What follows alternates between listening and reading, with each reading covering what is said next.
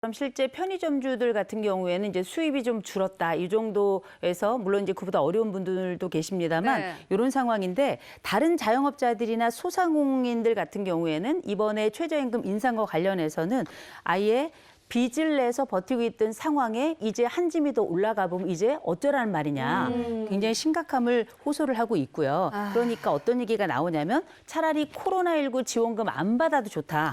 그러니까 최저임금을 좀 동결해달라. 그렇죠. 이게 낫다. 이런 목소리가 나오고 있는데 지금 수도권 같은 경우에는 4단계가 이어지고 있잖아요. 네. 최악의 상황인데다가 정부가 이렇게 부담을 더 얹어주니 이제 정말 문 닫아야 되는 거 아니냐 아유. 이런 하소연이 이어지고 있습니다. 자, 자영업자들의 입장 얘기를 한번 들어봤고 네. 이번에는 아르바이트생들이나 아니면 저임금 근로자 입장에서 한번 얘기를 들어볼까요? 저 이제 아르바이트생 입장에서 생각해 보면 저 최저임금이 인상이 된다 이거 굉장히 반가운 소리일 겁니다. 네. 그런데 그렇기만 한가 또 막상 현장의 얘기를 들어보면 네. 그렇지도 않다라는 입장입니다. 왜냐하면 우리가 최저임금이 이제 인상이 되고 나면 무슨 일이 벌어지냐면 고용주가 실제 이 최저임금에 대한 부담 때문에 사실 고용을 덜 하게 되는 경우가 있거나 아니면은 실제 이 근로자 수를 줄일 수밖에 없는 상황이 벌어지면 상대적으로 아르바이트 일자리가 줄어들 수밖에 없거든요. 그렇다 보니까 실제 아르바이트생 입장에서는 근무 시간이 줄거나 아니면 일자리가 아예 없어지고 있다.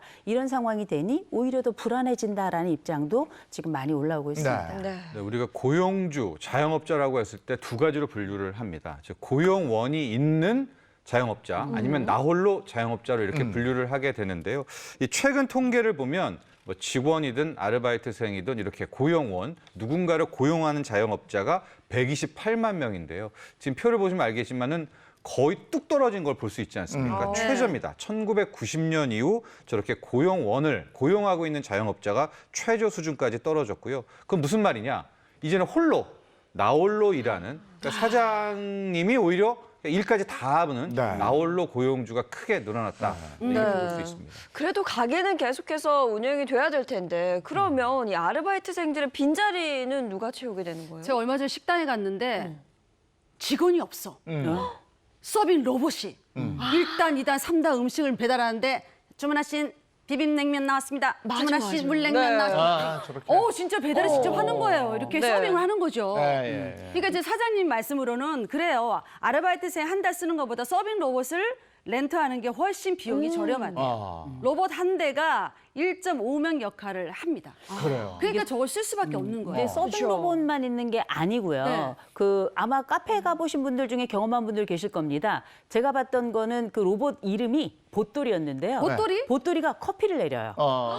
내린 커피를 저런 맞아. 봤어요. 지금 이제 네. 보시죠. 봤어. 예. 그래서 커피를 저렇게 기계가 내려가지고 그 취향에 맞도록 해주는 건데 우리가 옛날에는 뭐 커피숍도 그렇고 식당도 그렇고 딱 가면은 어서 오세요. 뭐 이제 일식집 같은 경우 인공시로 뭐 이렇게 하잖아요. 이런 목소리는 이제 안 들리고 기계음이 그 자리를 메우는 게 아닌가 싶어서 좀 아쉬움도 있습니다. 네. 원치 않은 결과죠. 우리가 최저임금을 높인다는 것은 근로자가 맞아요. 더 많아지고 네. 이제 삶의 질이 높아진 걸 원했는데 이 정반대로 로봇에게 우리의 일자리를 뺏기고 있는 그런 격입니다. 아까 뭐 로봇뿐만이 아니라 주변 네. 웬만한 곳 가면 키오스크라고 해서 네, 맞아요. 주문을 그냥 다 네, 하는 맞아요. 그 기계를 굉장히 많은 사업장에 들여놨었는데요. 실제로 내년도 전망이 나왔는데 네. 올해 9,000원 시대 최저임금을 할 경우에는 약 13만 4천 개의 일자리가 2022년에 감소할 수 있다. 왜 감소하느냐? 그만큼 사업주가 아까 말한 것처럼 키오스크를 놓는다든가 맞아요. 뭐 로봇을 로봇. 놓는다든가 이렇게 대체를 해버리기 때문입니다. 그러니까 아까 통계도 얘기해 주셨잖아요. 최저임금 10%가 오르면 고용 규모는 최대 1.74%가 줄어든다. 이런 통계 수치도 아까 말씀을 해주셨는데 네.